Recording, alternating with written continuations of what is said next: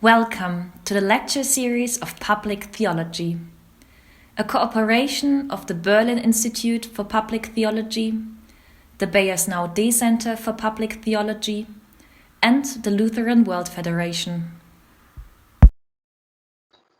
Hello, I'm Dr. Esther McIntosh. I work at York St John University in the UK. I teach feminist ethics and public theology because discrimination and violence against women and girls is widespread.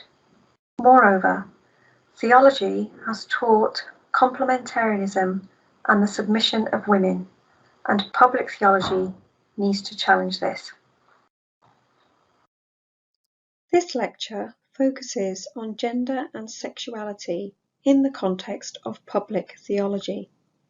Gender includes the designation of male and female and the social construction of masculinity and femininity. Sexuality refers to all sexualities included under the LGBTQ+ umbrella.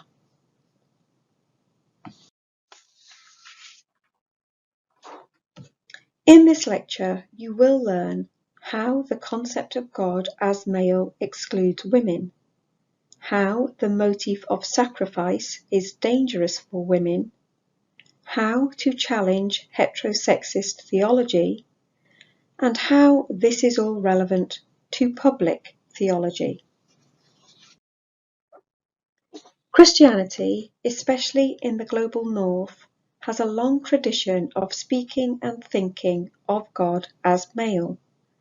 Liturgies, hymns, and prayers speak of God using male terminology, using he pronouns, and with characteristics of power and strength.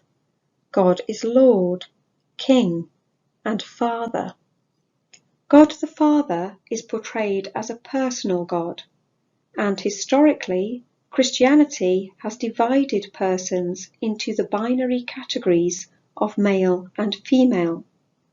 Consequently, the notion of God the Father means that God has been perceived as male, and as part of this maleness, God is described using masculine traits. God the Father is a fierce, authoritarian, ideal patriarch.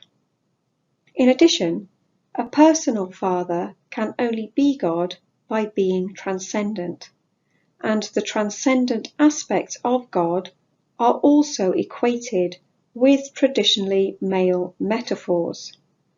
God the Father is rational rather than emotional. God is impassible. Why does this matter? When God is portrayed as male, men are elevated in society as being closer to or representing God in a way that women are not and cannot. Women have very little to identify with. In other words, the authoritarian characterization of God the Father has led to the dominance of white, rich males over everyone and everything else. The male is equated with reason and the mind, the female with emotion and the body. This has been used as the grounds for men to dominate women, and to claim that this is the natural order, divinely ordained. To support this view, the Christian tradition has emphasized the creation story in the 2nd chapter of the book of Genesis in the Bible. In this passage, woman is created after man and from man. But there is another version of the creation story in the book of Genesis which suggests equality. In chapter 1, man and woman are created at the same time, and both are created in the image of God. We could emphasize this version of the creation story and promote equality between men and women rather than hierarchy. Can we also revise the concept of God so that women have something to identify with? If God is actually male, then there is little we can do to change the image of God or the elevated status this gives men in religion. If, however, the image of God as Father is a metaphor, then we can change it, especially if other metaphors are more appropriate. So we need to ask, is God actually male? In Christianity, the term God refers to a transcendent being, not contained by space and time, and not possessing a human body. God is not therefore male or female in the human sense. But when we imagine God as male, we believe that God is male. The pronoun he is a metaphor, so it is negotiable, and we need to demythologize the male institution of God and propose alternatives of inclusive language. The symbol of God will always remain an open question. The problem is that one group of one species has claimed a monopoly on its description. Equality between men and women, therefore, requires different metaphors. It might be tempting to add female or feminine metaphors as a corrective to the male and masculine ones, and so as to include images with which women can identify.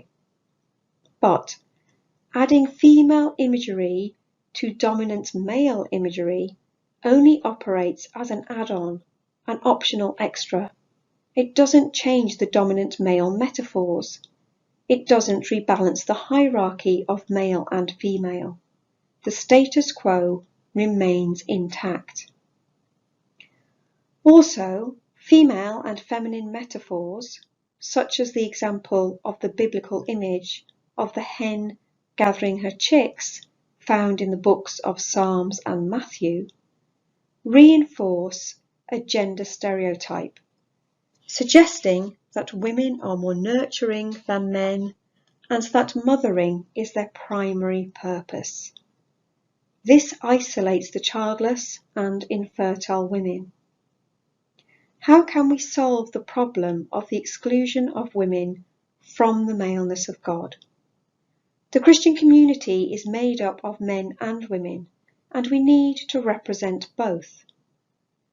We could use God as Father and God as Mother if we had equality in society, but since we don't, we need a gender-transcendent concept of God. For example, we could speak of God as a supreme agent, still a personal God, still transcendent and active, one who has agency to act in the world, but not necessarily in an able-bodied sense. We need a concept of God that is able to be imagined in ways appropriate for all marginalised groups, whether female, black, or disabled. So, how does the concept of God relate to the motif of sacrifice? The uncritical use of masculine God language has been used to legitimise domineering male behaviour. Discrimination, abuse, and violence against women and girls is widespread in Christian communities as well as in wider society. Moreover, the emphasis on sacrifice and forgiveness in Christianity has been used to encourage women to stay with and pray for abusive partners. The Christian Bible and the Christian tradition have valued and promoted self-sacrifice as a means to salvation. In the Bible, in the book of Exodus, the ancient Hebrews sacrificed food, drink, and animals to atone for wrongdoing. In the New Testament, sacrifice is less literal and more spiritual, following the ultimate sacrifice of Christ on the cross to atone for human sin. In both cases, sacrifice is intended to restore the relationship between a holy God and a sinful humanity. The Gospel of John states that sacrificing one's life is the ultimate sacrifice, thus promoting the idea of sacrifice as ideal, as emulating the example of Christ. Martyrs have been revered in Christian history. The steadfastness of one's faith is thus demonstrated by the offering of oneself and the silent or uncomplaining endurance of suffering. Feminist theology criticizes this emphasis on sacrifice because it is detrimental to all oppressed groups, those discriminated against on the basis of race, sex, and so on, and it is especially damaging to women because of passages in the Bible that have been used to support the subordination of women. For example, the book of Ephesians states, "Wives, be subject to your husbands." This passage also tells husbands to love their wives, but only after establishing a hierarchical structure that places women lower than men, which encourages male dominance and female submission. Hence, the language of sacrifice further legitimizes the power of the dominant class and encourages the subordinate class to sacrifice themselves to the powerful out of a duty to their religion.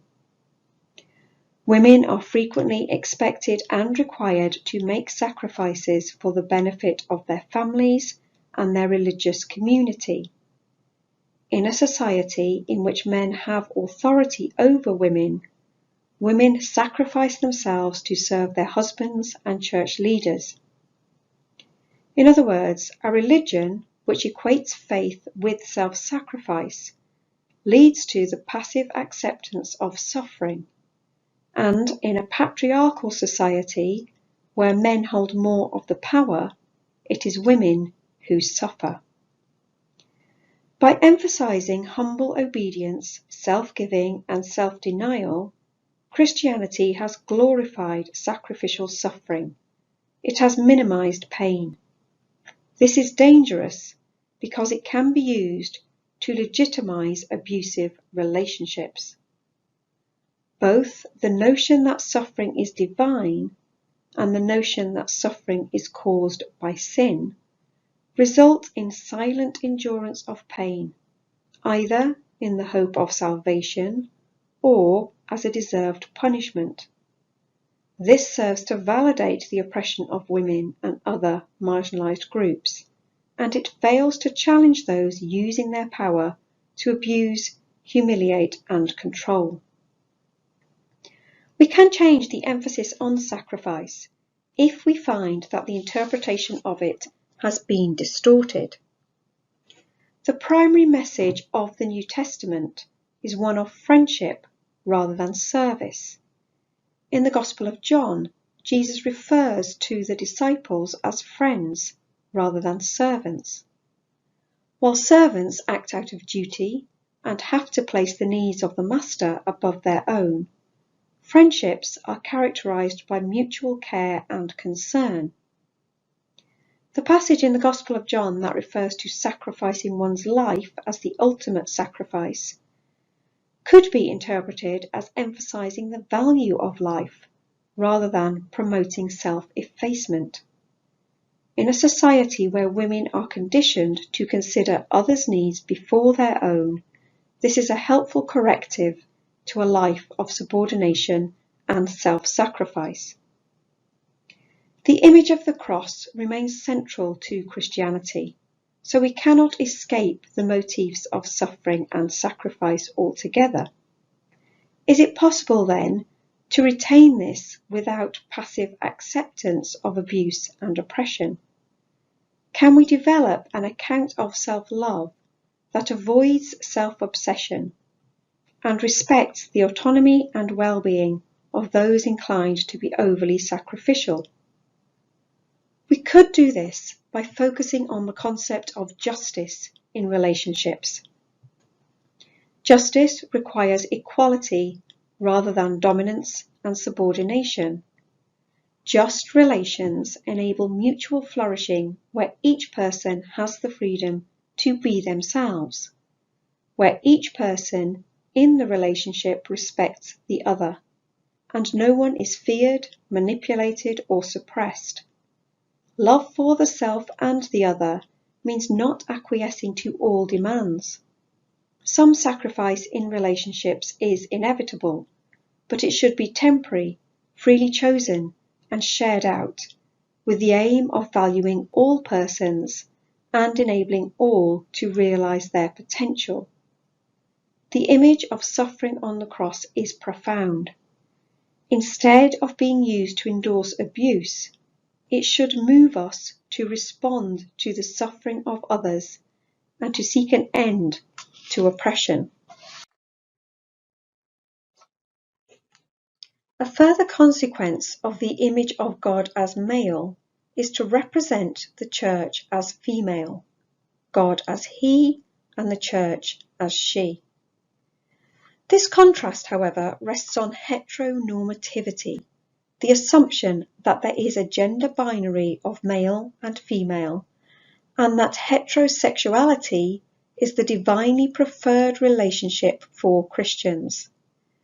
In turn, this leads to heterosexism, discrimination against those who are homosexual, bisexual, or queer, where queer encompasses a range of identities and sexualities under the LGBTQ+ umbrella, including transgender, intersex, and asexual persons, for example.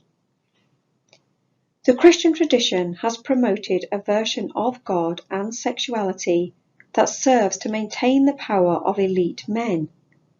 As Christianity colonized indigenous people, it taught monogamous, heterosexual relationality and the submission of women to men, with femininity regarded as inferior and masculinity regarded as superior, so long as masculinity was displayed by men and not by women.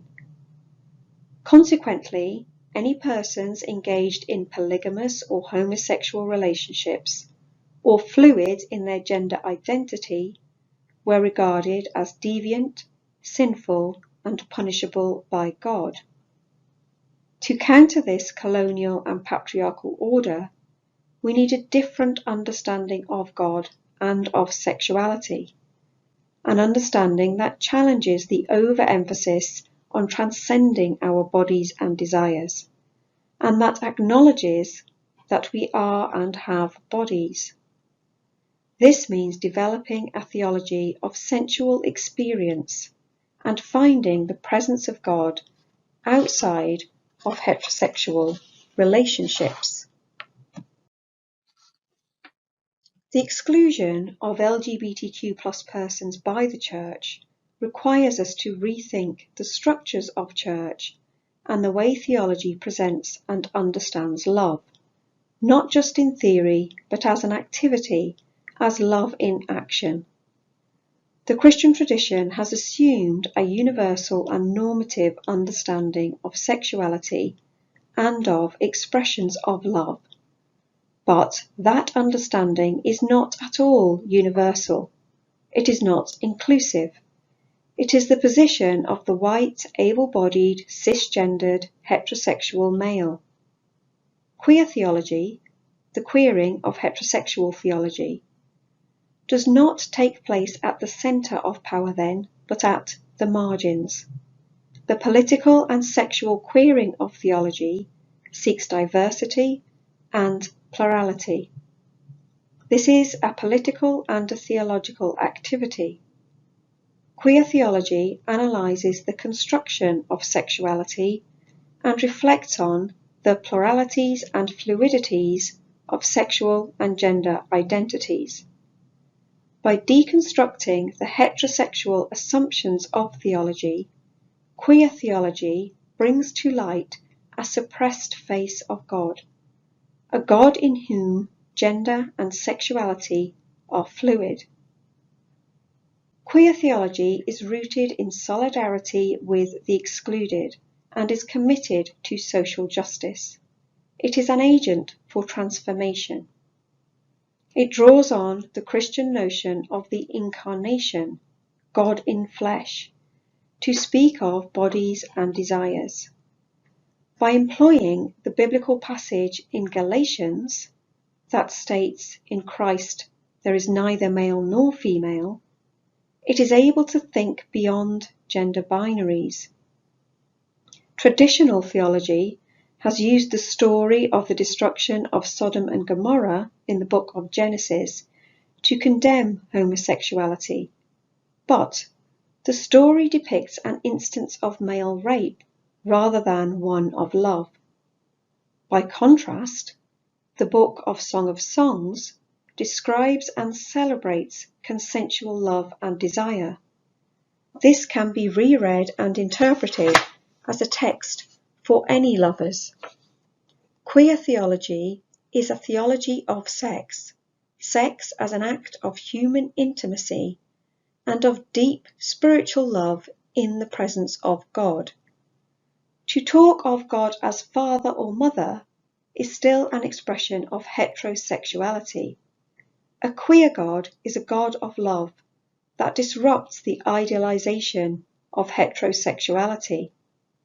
Sexual equality for all means moving beyond condemnation and moving beyond tolerance to the full acceptance and affirmation of LGBTQ+ persons in the Church and as loved by God, so as to enable their spiritual and moral enrichment.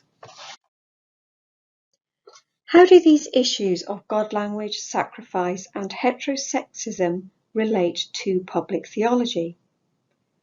Public theology is rooted in a perceived need for theology to interact with public issues in the Church, the academy, and society. The term public, however, disguises who is included and who has access. As we have seen in this lecture, women and LGBTQ+ persons have often been excluded on the grounds of gender and sexuality. Public theology, then, must question who holds power and authority in public spheres. Men tend to interrupt women more than women interrupt men. Men tend to speak for longer than women and to ignore women's suggestions. Furthermore, if public is contrasted with private, issues such as domestic violence are dismissed from attention. They are not considered legitimate subjects of interest. Public theology needs to broaden its understanding of who counts and what matters. It needs to engage in serious theological discourse on issues relating to gender and sexuality, and the effects of theology upon them. If theology is discriminatory and does not allow for full agency or human flourishing, it needs to change. Public theology needs to rectify exclusion and discrimination and to promote inclusion and liberation. If public theology only listens to the dominant voices, it only hears selectively. If it draws primarily on biblical interpretation by elite men, it supports the dominant class and ignores the exclusion of women and LGBTQ+ persons. Public theology needs to hear the voices of the subordinated and marginalized. It needs to expand its understanding of the image of God to include the full range of genders and sexualities. Public theology needs to critique theological teaching on the subservience of women and on binary categories of gender. It needs to critique theological representations of maleness and assumptions of heterosexuality. Otherwise, privilege and dominance remain unchanged. Public theology needs to amend historical privilege and broaden access to the public sphere by calling out misogyny, homophobia, and transphobia in theology and in the Church. It needs to support the development of new liturgies and rituals that represent the full equality and humanity of all persons. Since public theology is concerned with uniting a variety of publics for the benefit of the common good, it ought to be concerned with inclusion. If some groups are excluded or marginalised on the grounds of gender or sexuality, the common good cannot be achieved. Hence, public theology needs to analyse the public expression of Christian faith and its impact on marginalised groups. For public theology to engage with social, political and spiritual issues, it needs an inclusive concept of community. As we have seen, the maleness of God leaves women cold. The concept of sacrifice legitimises the subordination of women and undermines the Church's ability to deal adequately with domestic violence. And heteronormative theologies exclude LGBTQ+ persons. Public theology needs to consider how it portrays women's role and responds to situations of abuse. It needs to rethink how it portrays normative relationships and the impact of this on LGBTQ+ persons. Public theology should not mean elite men doing theology in public, while others suffer in private, indoors and out of sight. Power in the home, in the church and in society are intertwined. In seeking to bridge the publics of church, academy and society, public theology will better serve the common good through solidarity with the marginalised and the oppressed, to redress inequalities and promote justice. You should now be able to explain how the concept of God as male excludes women, how the motif of sacrifice is dangerous for women, how to challenge heterosexist theology, and how this is all relevant to public theology.